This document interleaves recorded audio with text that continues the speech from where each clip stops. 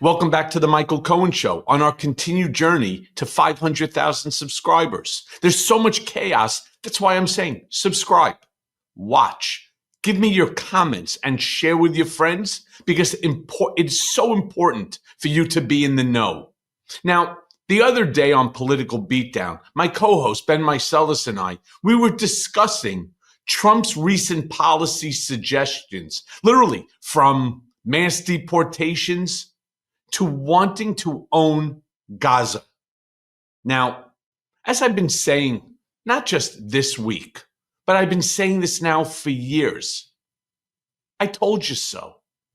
Now, I didn't want to have to say that. I truly wanted to be wrong about the predictions that I had been making a long time ago and as recently as yesterday about what Trump is doing. But I was right. And again, I'm not happy saying I told you so. What is the reason why I'm right? Because Trump is owning the promises that he made on the campaign trail, and his supporters, forget about those people who are detractors, even his supporters are in shock. Play that clip. Well, you know the old expression, right? You go to the circus, you expect to see the clown. Let me be very clear. Can we go back to the very first video that you posted of these folks in Florida? Can we play that again for our audience, Ben? Conference in Doral Monday, Venezuelan Americans denounced the Trump administration and South Florida Republicans. More than betrayed, beyond betrayed.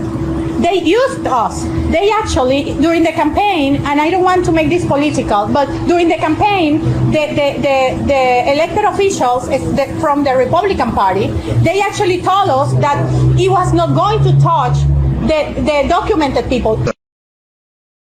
Okay, Adelis. Clearly, you're not subscribing to Midas Touch Network. You're not watching us here on Political Beatdown. You clearly aren't listening to Mea Culpa or Meiselas Brothers or Legal AF or anything else. I know what every single one of you are thinking right now. I told you so. Ben and I told you what was going to happen. This isn't supposed to be a surprise. Oh, they fooled us. No shit, Sherlock. Seriously? We told you what was going to happen. In fact, to be very fair, Donald himself told you what he intended to do. And now all of a sudden it's like, whoa, I fucking thought you were kidding, right? Now they're crying. Marianne, you're right. Now they're crying, boo fucking who? Well, what do you expect? What did you think was going to happen? All along they were saying, all along, that at the end of the day, he intends on mass deportation. Adelis, did you not see the fucking signs? Did you not see them at the rallies day in and day out that says mass deportation now? Well, who the hell did you think he was deporting? White people? White Southern Christian nationalists? Evangelicals? Is that who you thought? And now all of a sudden, oh, I didn't think it was him. By the way, it's not just Adelis in the Venezuelan community. No. He's also did it to the Muslim community. And now all of a sudden you see Muslim community in Michigan and in Pennsylvania. And they're like, what the hell did we do? And then you turn around and you see the unions. You see union leaders crying and saying, wait. Hold on one second. They're firing us. And it looks like they're going to make it impossible for us to continue to do business like we were doing before. How many more times are Ben and I going to have to turn around and to tell you? I know the guy better than anybody. Yeah. I'm not trying to shove it in people's faces. Hey, I told you so, right? That I'm some sort of a clairvoyant. I'm trying to make the point. It's not like you didn't hear in advance what was going to happen. But like this woman, Adelis, for whatever the reason may be, they turned around and they said, well, yeah, maybe, it's just campaign rhetoric. How many more times are you going to have to hear Ben and I say the same thing? When he tells you what he intends to do, listen. Stop sane-washing what he's saying. Stop whitewashing what he is doing. And that's exactly what's going on. Did you hear, like, for example, Ben, stay with me here for a second. Did you hear Marco Rubio earlier today trying to sane-wash and whitewash what Trump had said about owning Gaza? Now, I don't care where you stand on the Israel-Hamas war. That's not what this topic is about. I keep asking people. Today I spoke to everyone regarding this. I'm just trying to find out, how is it even possible for the United States to own the Gaza Strip? And I asked the question, who even owns the land? Because I know people who actually were born in Palestine, who have homes there. My understanding is that they own their home the same way, Ben, you own your home, I own mine. You own it fee simple absolute. So does that mean that America has to go and conquer it and annex it and put the American flag into the ground? Because the way that the press conference went, Trump almost made it seem as if though Israel can actually give the deed of the Gaza to the United States. And so listening to Marco Rubio try to sane-wash something that is absolutely impossible. You're talking about a location that has been under geopolitical, fighting for, centuries.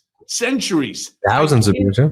Thousands of years. I can't even begin to think on how something like that could possibly even emanate from Trump's mouth when it is an impossibility, unless, of course, you send the U.S. military in and then you turn around and you conquer the land. If you conquer the land, yes, all bets are off. But Benjamin Netanyahu standing and sitting there with that stupid fucking grin on his face, talking about, it's a good idea. How is it a good idea? I don't get it. But I will tell you, Ben, I want to be clear about something too. What Trump is doing, it's clever. It's clever. And you say, Michael, how could you say such a thing? What could possibly be clever? So each and every one of us have seen the devastation in Gaza. Right, Ben? You've seen what Gaza looks like. You look to the left, rubble. You look to the right, rubble. They do an overhead projection through a drone, rubble, and more rubble. So my question, which is what Trump has done, he's trying to make it seem as if though this is not a takeover, which we know it to be. This is not that I want the land like a blank canvas so that I could paint a whole new world there, a Dubai next to Israel that he will own and control a part of, that he will ultimately take everyone's money and probably have Eric and Don Jr. and Barron and whoever managing the property for billions and billions and billions. He wants to make it a humanitarian issue. People can't live there. Let me be clear about that. There's no restaurants. There's no groceries. There's no gas stations. There are no cars. They've all been destroyed. There's no sewage. There's no water. There's no homes. What do? You cannot have people live in those conditions. It's impossible. The entire place is bombed out. It's like trying to live in the desert. And so Trump is bringing this to the forefront. I'm not doing it in order to do anything other than they can't live there. There's unexploded IEDs. There's no water. There's no food. There's nothing there. You follow what I'm saying? But that's not the end goal here. Yes, it's a distraction. Exactly. He's distracting you with the obvious. Move him out. And he's being very clear, too, in his words, that he wants to bring in people. He's not saying he wants to return the Gazans, that we're going to build housing for them, that if this is your land, block 123-456, that when you come back, you're going to have a 4-bedroom, 4-bathroom standalone condo on your property. That's not what he's saying. No. There's going to be people from all over the world, and they're going to build beautiful homes on the Mediterranean. It's valuable real estate. We're going to build industry and businesses and commercial properties and so on. What he's saying is we need to move the Gazans out, and we're never going to let them come back in. The question becomes, if you are Gazan and America takes over that property, do they not now become U.S. citizens? I'm so confused about how this whole thing works because nobody has thought this out. And for every question, Ben, that you and I have, there's 10 more that we haven't even thought about. Yeah, let me be very clear about something, too. A lot of the brigaders are asking us, okay, a lot of doom and gloom going on right now, and we're only into week 3. What can we do? It's a reason why I constantly keep repeating the same fact, which is, I told you so. And I'm going to continue to say it, whether you like it or you don't. Why? Because right now, there are a handful, like 5 or 6, special elections. What's a special election and why does it take place? Special election is one that goes on now because an individual, bless you, was taken away from his position as a member of Congress or a senator as a direct result of Trump poaching them for his administration. So there are a whole series of these that are open, and you need to have them filled.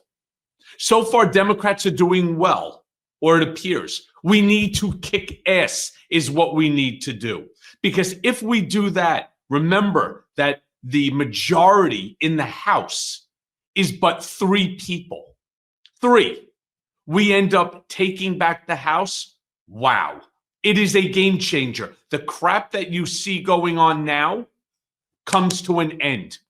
More important than that is what happens in 2026. And I will ride each and every one of you hard to make sure that you bring more people to independent networks like this Midas Touch network, because come 2026, we need to be vigilant. We need to be informed. We need to be activated. And we need to get to the damn ballot box. No 7 million plus Americans not voting who voted last time, or something like 50 some odd million Americans who are capable of voting didn't even vote in the election. Are you kidding me? We need to overwhelmingly beat up on the Republicans so that we can absolutely turn the House and the Senate, and that we can hold these folks accountable for what they're doing. Look, I'm not opposed. I am not opposed to some of the policies or some of the ideas for a policy that Trump and his administration are talking about. For example, yes, we need immigration reform. I acknowledge that. I think each and every one of us do. But there has to be a humanitarian way to do it, not creating, internment camps, not rounding people up, not turning around and calling them criminals and drug dealers and murderers and so on. The bulk of these people, like 80 plus 90% of them, have no convictions at all. They just came into this country in order to get away from the devastation of their country. And I get it. We need a legal process, an easier legal process for people to come to this country to be a part of us. Instead, what are we doing? We're making a spectacle out of them. $82,500 roundup for each and every one that has already been taken. Think about that. Now, They're already talking about setting up 30,000 beds in Guantanamo Bay in order to house them. How is that DOGE, Department of Government Efficiency? If they are in Mexico and you catch them in California, shit, you could put them on a bus for a 3-hour, 4-hour bus ride, right? You could actually buy them for $69 a damn bus pass on a Greyhound and send them. Instead, they want to send them now to Guantanamo Bay, which is in Cuba. So you can take them from California, right, all the way east and south, past Florida, on the Atlantic Ocean, into Cuba. And then you got to take them back, or you're going to house them forever. This is the problem. Nobody in this administration is thinking. Nobody is saying to Donald, as I once did, sir, this makes no sense at all. Can we talk about it and play this out? Can we write this down? Can we actually talk about the pros and the cons like they taught us to do in 2nd, 3rd grade? Fold the paper in half, pros, cons, and come up with which one. And then you tell me whether or not this makes any sense. And the answer would be no, it does not make sense. And maybe he would change his position. But instead, everybody around him now, oh, yes, Mr. President, that's a great idea. From the fucking media all the way to the people that he has now surrounding him. Hey, everyone. First of all, thanks for watching. I mean, we're going to be posting daily episodes with reactions and talking about politics. We'll be talking about everything, in fact. So please like and subscribe. Join us on this journey.